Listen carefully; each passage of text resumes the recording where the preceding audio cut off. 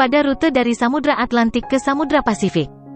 Di Zephyr 3 Jordan, Tim menatap wajah Jamie dengan kagum dan tidak bisa berhenti memujinya. Terlalu tampan, terlalu tampan. Bagaimana bisa ada pria tampan dan gagah seperti Tuan Jamie di dunia ini? Tuan Jordan selalu memberitahu kami bahwa Anda adalah orang paling tampan di keluarga Steele. Saya tidak percaya saat itu. Tuan Jordan sudah sangat tampan. Bagaimana bisa ada orang yang lebih tampan darinya? Melihatmu hari ini, itu memang benar. Tuan Jamie, saya sangat terpesona dengan ketampanan Anda. Tolong izinkan saya untuk menjadi penggemar Anda yang paling setia. Petik 2. Jordan benar. Dengan karakter Tim, dia pasti akan mencoba yang terbaik untuk menyedot Jamie. Tim sangat gugup ketika dia pertama kali tiba di Pulau Deatman dan melihat begitu banyak mayat di tanah. Dia sangat ketakutan sehingga dia tidak berani turun dari pesawat. Dia berpikir bahwa akan lebih aman untuk bersembunyi di pesawat. Siapa yang mengira Jamie akan membuat pengalihan dan merebut pesawat? Sebagai orang yang tidak pandai bertarung fisik, Tim dikelilingi oleh 100 orang, termasuk Phoenix. Dia sangat ketakutan sehingga dia hampir kehilangan akal. Jamie tersenyum. Sebenarnya, dia tidak berniat menyakiti anak buah Jordan. Bahkan untuk 10 penjaga itu, dia hanya membuat mereka pingsan. Apalagi Tim adalah ajudan terpercaya Jordan. Jamie tidak akan pernah menyakitinya. Jamie berkata, "Brad, seleramu bagus dan lidahmu fasih. Tapi kamu sedikit jelek. Siapa namamu?" "Nama saya Tim." Jamie tidak terkesan. "Tim, tidak hanya kamu jelek, kamu juga memiliki nama yang membosankan." Jordan memiliki selera yang buruk pada bawahan. Di masa depan, saya tidak hanya harus memperkenalkannya kepada wanita cantik, saya juga harus mengirim bawahan yang lebih tampan. Tim terlihat sangat menyedihkan. "Kakek saya memberi saya nama ini. Itu bukan yang terburuk di keluarga saya. Nama saudara laki-laki saya adalah Tom. Bahkan lebih membosankan daripada milikku." "Hahaha, Tim dan Tom, keterampilan penamaan kakekmu luar biasa." Jamie tidak bisa menahan tawa. Melihat hal itu, Tim terus menghibur Jamie. "Tidak hanya itu, nama ayahku adalah Jim. Coba tebak siapa nama kakak laki-laki ayahku?" Jamie menggelengkan kepalanya. Dia benar-benar tidak bisa menebak. Tim mengungkapkan, "Joe." "Nama keluargamu benar-benar luar biasa, hahaha." Jamie lambat laun mengerti mengapa Jordan memilih Tim sebagai bawahannya. Meskipun dia tidak terlalu cakap dan tidak memiliki banyak kekuatan tempur, dia sangat cerdas dan sangat menarik. "Tim, kamu cukup lucu. Hanya saja kamu terlalu jelek dan namamu terlalu membosankan. Kalau tidak, saya benar-benar ingin merekrut Anda." Tim buru-buru berkata, "Saya bisa mengganti nama saya. Jika Anda tidak menyukai penampilan saya bisa menjalani operasi plastik. Saya selalu mengagumi Tuan Jamie, izinkan saya melayani Anda." Tim tahu bahwa misi Jordan saat ini adalah menangkap Jamie. Tentu saja, dia tidak akan benar-benar mengkhianati Jordan. Namun, Jamie adalah orang yang sangat licik. Jordan mungkin tidak bisa menangkapnya sendiri. Karena itu, Tim ingin tetap berada di sisi Jamie sebagai mata-mata. Ketika waktunya sudah matang, dia akan bekerja dengan Jordan untuk menangkapnya.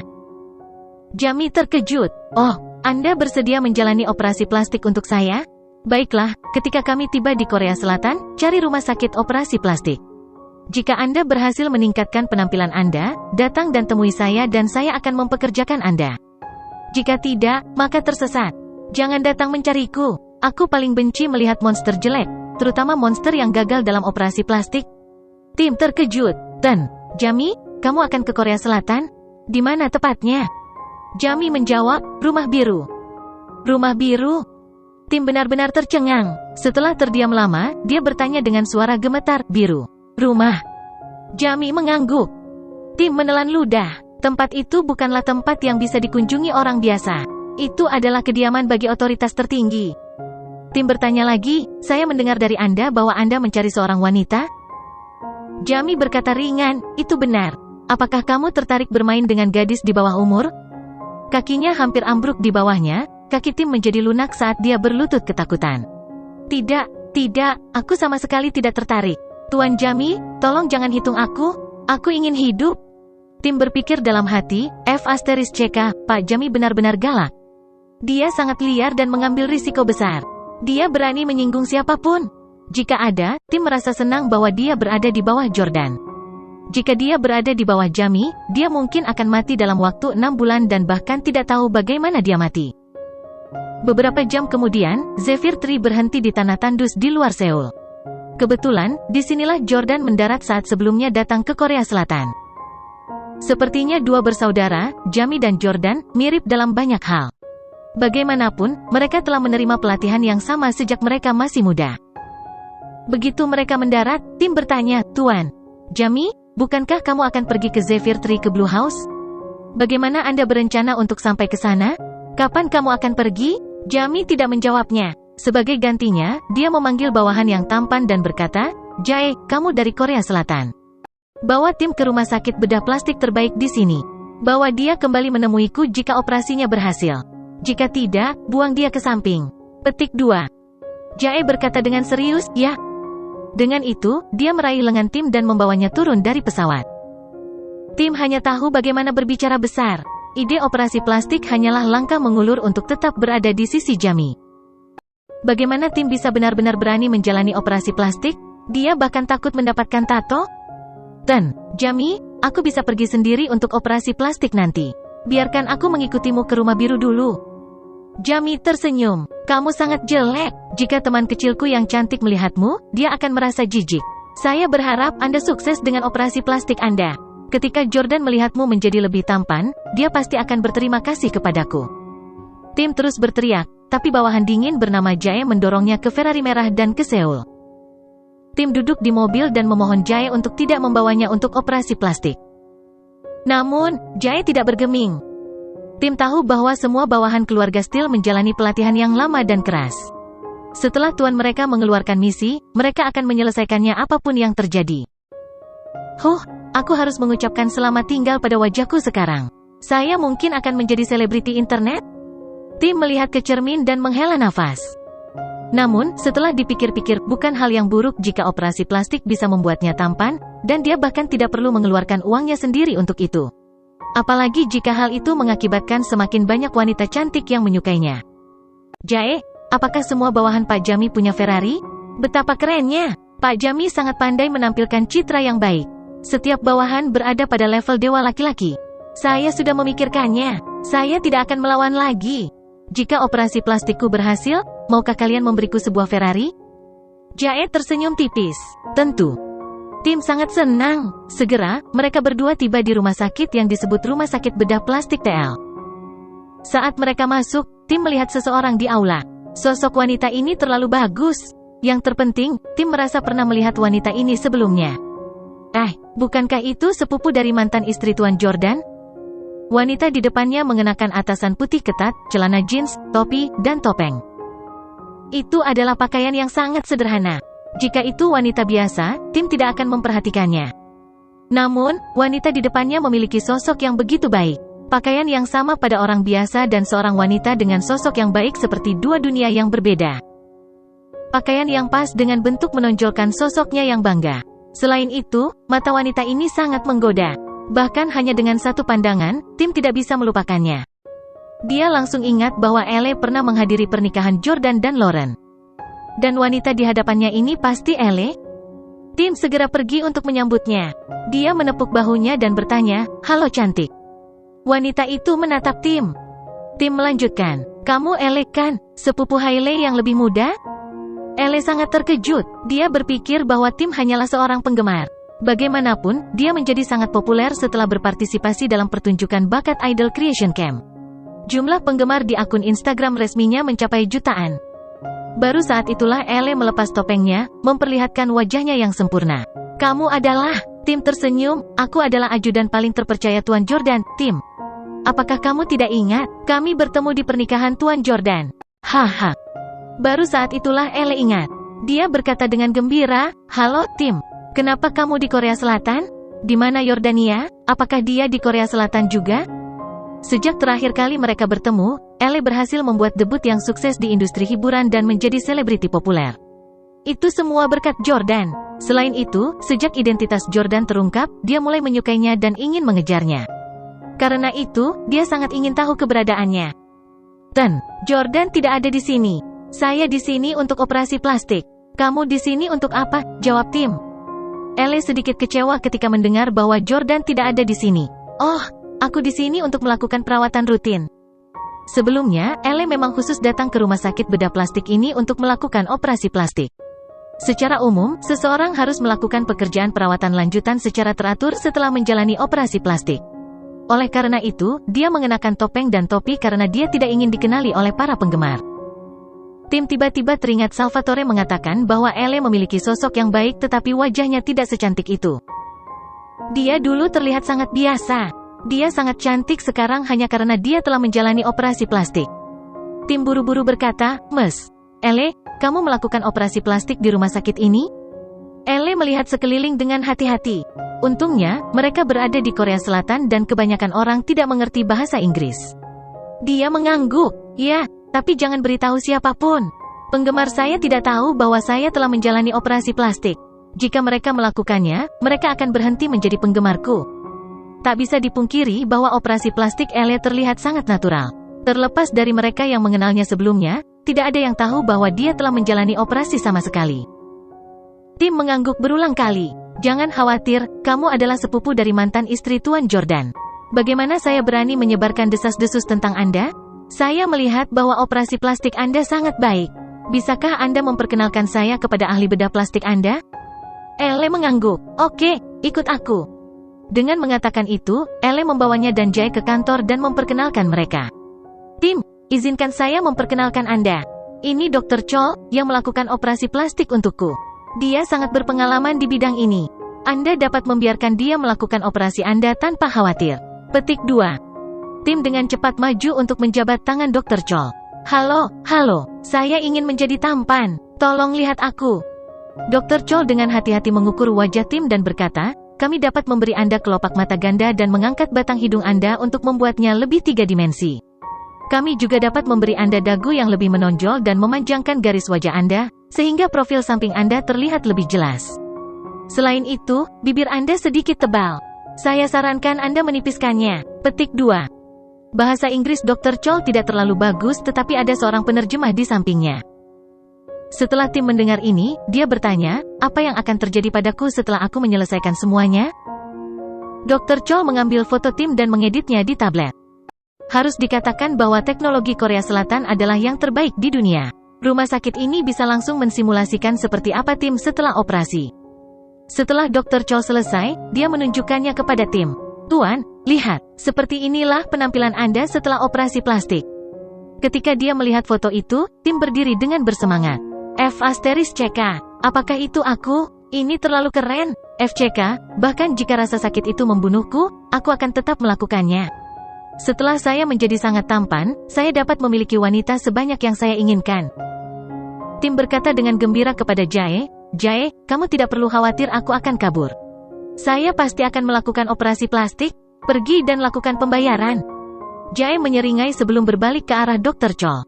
"Buat pengaturan agar dia segera menjalani operasi. Kami sedang terburu-buru." Dr. Chol tersenyum. "Operasi ini akan memakan banyak biaya. Biayanya $400.000 Amerika Serikat. Rumah sakit ini biasanya tidak memungut biaya banyak untuk warga lokal Korea Selatan. Tapi mereka akan mengutip harga selangit untuk orang asing." Jae berkata dengan dingin, "Aku akan memberimu $500.000 Amerika Serikat. Atur operasinya segera." Dr. Chol buru-buru membungkuk dan berkata seolah-olah dia sedang berdoa kepada dewa keberuntungan, "Baiklah, saya akan segera mengaturnya." Jae berjalan keluar dari kantor dan pergi ke meja depan untuk membayar. Saat itu, beberapa pria muda dengan rambut dicat masuk ke rumah sakit. "Bang!" Seorang pria membanting tinjunya ke meja depan dan mengambil foto. Dia bertanya kepada resepsionis, "Hei, di mana wanita ini?" Jae melirik foto itu. "Itu Elle?" Mata Jae melihat sekeliling, tetapi tidak melakukan apa-apa. Resepsionis meringkuk dan berkata, Dia di kantor Dr. Chol." Orang-orang itu bergegas ke kantor Dr. Chol. Ketika mereka melihat Elle, mereka segera menangkapnya. "Ah, lepaskan aku. Kamu siapa?" Elle mencoba yang terbaik untuk melepaskan diri, tetapi salah satu pria meraih pergelangan tangannya dan dia tidak bisa bergerak. Ketika Tim melihat ini, dia segera berdiri. "Hei, siapa kamu? Berangkat." Namun, para pria itu adalah orang Korea Selatan dan mereka tidak dapat memahami Tim. Pada saat ini, Tim melihat Jae kembali dan dia segera memanggil. "Jae, kamu dari Korea Selatan. Ini adalah wilayah Anda. Jaga para hooligan ini." Jae mengerutkan kening pada para gangster muda itu, tidak tahu apakah dia harus ikut campur dalam masalah ini. Jika dia tidak ikut campur, Elle mungkin akan diserang secara seksual oleh pria-pria ini. Tapi apa hubungan masalah Elle dengannya? Jae milik Jami. Dia adalah petarung dan pembunuh kelas atas yang ditemukan dan dipersiapkan oleh Phoenix Bird di Korea Selatan. Dia dingin dan profesional, seperti semua pria di bawah Dragon dan Chimera. Saat menjalankan misi, dia hanya akan menjalankan perintah tuannya dan tidak mencampuri urusan orang lain. Misinya saat ini adalah memastikan tim melakukan operasi plastiknya. Jika operasi itu berhasil, dia akan membawa tim kembali menemui Jami. Jika tidak, dia tidak peduli. Adapun masalah Elle, itu tidak ada hubungannya dengan dia. Tim sangat cemas karena dia sangat menyukai Elle. Pria manapun akan ngiler saat melihat sosoknya. Selain itu, Elle bisa dianggap sebagai selebriti. Menjangkau, tim menarik pakaian Jae dan memohon, "Jae, tolong bantu kami. Para hooligan ini bukan apa-apa bagimu. Anda mungkin bisa menyingkirkannya dengan satu kata." Petik 2. Jae mencatat bahwa orang-orang itu memang sangat rata-rata. Mereka bisa ditangani dalam waktu kurang dari 1 menit. Dia bertanya, "Mengapa kalian ingin menangkapnya?" Pemimpinnya, seorang anak laki-laki dengan rambut kuning dicat, melirik Jae dan berkata, "Nak, jangan mencampuri urusan orang lain. Berpura-pura tidak melihat apa-apa, apakah Anda mendengar saya?" Dengan itu, dia meraih pergelangan tangan Elle yang adil dan hendak pergi. Seringaian muncul di wajah Jae. Para hooligan ini mungkin masih memakai popok saat dia berlari di jalanan Seoul. Jae mendorong bocah berambut kuning itu. "Anak, apakah Anda tidak tahu bagaimana menghormati orang yang lebih tua? Saya mengajukan pertanyaan kepada Anda. Mengapa kamu ingin menangkap wanita ini?" Petik 2. Senioritas dan rasa hormat sangat penting bagi orang Korea Selatan. Oleh karena itu, Jae sangat terganggu dengan pilihan kata-kata hooligan ini. Bocah berambut kuning itu jatuh ke tanah karena dorongan Jae. Dia tahu bahwa Jae bukan orang biasa. Saat dia berusaha berdiri, gengnya berteriak, "Ayo bunuh dia!" Tapi anak laki-laki berambut kuning itu mengulurkan tangannya, tidak ingin ada masalah. Bocah berambut kuning itu berkata, "Kami bukan hooligan. Kami di sini bukan untuk menculiknya. Jangan salah paham, kami tahu dia. Kami membawanya untuk melihat ayah baptisnya." Jae menerjemahkan kata-kata anak laki-laki berambut kuning itu kepada tim. Tim tampak bingung dan bertanya kepada Elle, "Elle, mereka mengatakan bahwa ayah baptismu mengirim mereka." "Siapa ayah baptismu?" Elle langsung panik. Dia memang memiliki ayah baptis. Bahkan, dia mengakuinya sebagai ayah baptisnya di pernikahan Jordan dan Lauren. Pada saat itu, dia secara khusus pergi ke pernikahan Lauren untuk berjejaring dengan orang-orang besar di ibu kota sehingga dia bisa masuk ke industri film. Namun, tepat setelah dia berhasil membuat Tuan Adler menjadi ayah baptisnya, Jordan menemukannya. Jordan tidak ingin Elle tidur dengan pria berkuasa, seperti yang harus dilakukan banyak gadis di industri hiburan. Karena itu, Jordan membantu Elle dengan debutnya. Namun, ini berarti Elle harus mengesampingkan Tuan Adler. Tuan Adler tidak menerima Elle sebagai putri baptisnya, karena dia merawatnya seperti anak perempuan. Dia hanya ingin tidur dengannya. Tidak mengherankan jika Adler sangat marah pada Elle karena mengabaikannya sekarang. Elle berkata, "Tim, pria itu adalah orang penting di ibu kota. Dia bukan ayah baptisku atau apapun. Saya tidak meminta apapun darinya. Kami tidak ada hubungannya satu sama lain. Dia terus-menerus mengirim orang untuk melecehkan saya. Saya tidak berharap dia datang untuk saya di Korea Selatan. Tim, kau harus menyelamatkanku. Jika saya tertangkap, Pak Adler pasti akan memaksa saya untuk tidur dengannya. Saya ingin menyelamatkan pertama kalinya saya untuk Jordan. Aku tidak akan pernah membiarkan orang tua itu menodaiku." Setelah tim mendengar itu, dia bertekad untuk menyelamatkan Elle. Kalau tidak, Jordan akan menyalahkannya jika dia tahu tentang kejadian ini. Meraih Elle dari hooligan, Tim berkata dengan marah, "Kamu tidak tahu bahasa Inggris tapi aku yakin kamu tahu kata FCK. Persetan." Petik 2. Bocah berambut kuning itu sangat marah. "Bajingan, kamu ingin melakukan hal-hal dengan cara yang sulit? Baik, teman-teman, serang." Para hooligan bergegas maju. Tim sangat ketakutan sehingga dia meraih Elle dan bersembunyi di belakang Jae. "Jae, kami mengandalkanmu." Jae terlihat kesal. "Kamu benar-benar tahu bagaimana menyebabkan masalah." Awalnya Jae tidak mau mencampuri urusan orang lain, tapi sekarang tim terlibat. Dia tidak bisa mengabaikan ini. Bang! Bang! Bang! Jae meninju mereka masing-masing sampai tidak bisa bangun. Dalam hitungan detik, anak laki-laki berambut kuning itu patah tulang rusuknya. Setelah pertarungan berakhir, tim berdiri dan menendang anak-anak itu berulang kali. Kembalilah dan beritahu bosmu bahwa Ele adalah wanita tuanku. Beraninya dia merebut wanita tuanku? Apakah dia bodoh atau apa? Tim menoleh ke Jae. Jae, tolong terjemahkan untuk saya. Jae memutar matanya ke arahnya dan mengabaikannya. Dia sudah melawan para hooligan itu untuk Tim, dan sekarang dia masih ingin dia bertindak sebagai penerjemah? Untungnya, ada seorang penerjemah di kantor Dr. Chol. Tim meraih penerjemah yang ketakutan dan berkata, "Nyonya, tolong terjemahkan apa yang baru saja saya katakan kepada mereka." Penerjemah wanita dengan gugup menerjemahkan kata-katanya. Bocah berambut kuning itu memegangi pinggangnya dengan kesakitan dan bertanya, "Siapa tuanmu?" Penerjemah wanita menerjemahkan dan Tim menjawab, "Dengarkan baik-baik, nama tuanku adalah Jordan Steele." Penerjemah wanita mengulangi, "Jordan Steele?" Bocah berambut kuning itu berkata, "Jordan Steele. Baiklah, saya akan mengingat ini. Tunggu saja, Anda berani melawan bos kami, saya akan membiarkan Anda semua mati di Korea Selatan." Dengan itu, para hooligan terlatih-tatih keluar dari rumah sakit. Tim tidak mengerti kata-kata perpisahan anak laki-laki itu.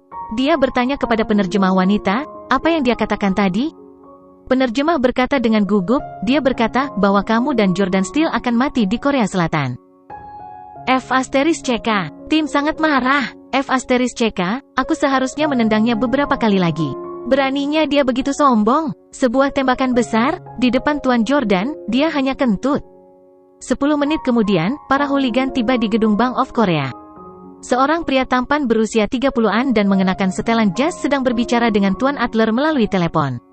"Ten, Adler, jangan khawatir. Saya sudah mengirim seseorang untuk menangkap putri baptis Anda. Anda bisa terbang sekarang. Haruskah saya menempatkan putri baptis Anda di hotel?" Petik 2. Pria ini adalah Presiden Bank of Korea, Lee Min-jon. Bukan saja Adler adalah nasabah besar Bank of Korea, tetapi mereka berdua juga memiliki beberapa hubungan bisnis yang dekat. Setelah mengetahui bahwa Ele telah pergi ke Korea Selatan, Tuan Adler meminta Lee Min-jon untuk menggunakan koneksi lokalnya untuk menangkapnya. Dia kemudian akan mengajari putri baptis ini pelajaran yang baik. Di ujung telepon yang lain, Tuan Adler berkata, "Terima kasih. Setelah ini selesai, saya pasti akan meyakinkan teman-teman saya untuk membantu Anda membiayai investasi kapal itu." Petik 2. Lee Min-jon menjawab, "Terima kasih, Tuan Adler. Aku akan menunggumu datang kalau begitu." Setelah menutup telepon, Lee Min-jon tersenyum.